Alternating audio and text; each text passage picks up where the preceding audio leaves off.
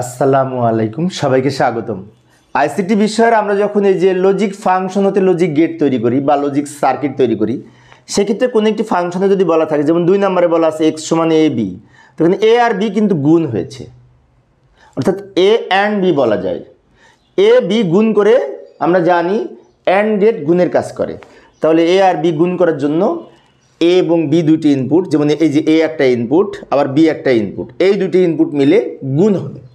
তো গুণের জন্য অ্যান্ড গেট আর যোগের জন্য অর গেট, তাই না? পূর্বের ক্লাসে আমি যোগ আলোচনা করেছিলাম যোগের জন্য।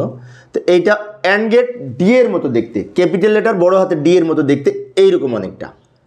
তাহলে এ আর বি দুইটা মিলে গুণের জন্য এই গেট গুণ হলো, গুণ হয়ে এক্স আউটপুট হবে, মানে একটা ফলাফল হবে।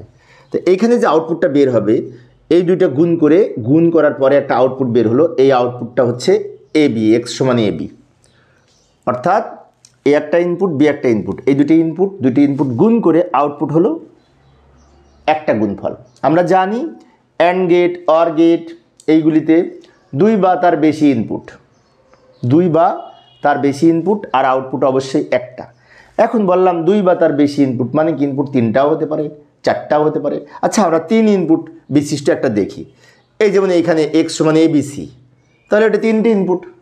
এইটা দিয়ে যদি আমি লজিকে ডাকতে চাই, এখানেও কিন্তু গুণ হয়েছে এবিসি। তাহলে এ একটা ইনপুট, বি একটা ইনপুট, সি একটা ইনপুট, 3টে ইনপুট মিলে আবার গুণ হয়েছে। গুণের জন্য অ্যান্ড গেট, মানে কি এই নির্ধারিত ডি এর মতো দেখতে অ্যান্ড গেট, গুণের প্রতীক। এবং আউটপুট কয়টা হবে? 3টে ইনপুট হোক আর 4টে ইনপুট হোক আর 5টা ইনপুট হোক, ইনপুট যাই হোক না কেন, আউটপুট অবশ্যই একটা।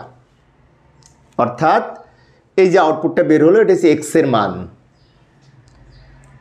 অ্যান্ড গেটে 2 বা তার বেশি ইনপুট একটা আউটপুট, কাজ করে গুণের জন্য এই প্রতীক লজিক গেটের ভাষায়। তো প্রিয় শিক্ষার্থী বন্ধুরা, আমি অল্প অল্প করে আলোচনা করি শিক্ষার্থীদের অনুরোধে 1-2 মিনিটের মধ্যে। তো পরের ক্লাসে আরও যে সমস্ত লজিক ফাংশন রয়েছে সেগুলি দ্বারা কীভাবে লজিক গেট তৈরি করা যায় আমি অল্প অল্প সময়ের মধ্যে আলোচনা করার চেষ্টা করব। দেখার আমন্ত্রণ রইল। খোদা হাফেজ।